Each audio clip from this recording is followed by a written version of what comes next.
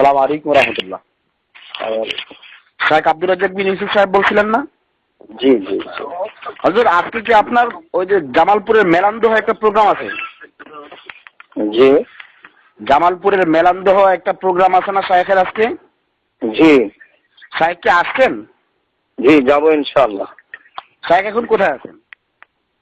এখন রাজশাহীতে। আচ্ছা আচ্ছা। শাইখের সাথে আমরা দেখা করতে চাচ্ছিলাম। আপনারা কে, কোথা থেকে আপনারা? আমরা জামালপুরের কিছু আলেম ওলামা আছেন, ওনারা মিলে আপনার সাথে একটু কথা বলতে চাচ্ছিলেন। জি, জামালপুরের ওলামায়ে কেরাম মিলে আপনার সাথে কথা বলতে চাচ্ছিলেন। না, কেন? বলা লাগবে না। কেন স্যার?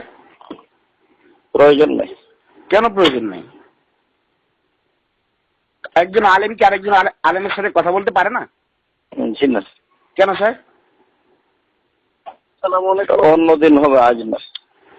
তাহলে স্যার একটা সময় দেন, যে সময়টা আপনি কথা বলতে পারবেন।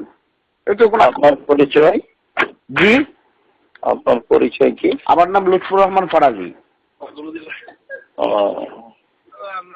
লুৎফুর রহমান ফরাজির সাথে তো আমাদের কোনো কথা নেই। কেন স্যার? আমাদের অপরাধটা কি? জি, আমাদের অপরাধটা কি?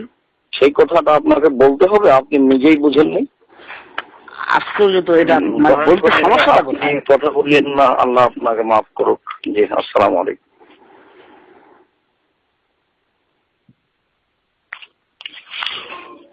আচ্ছা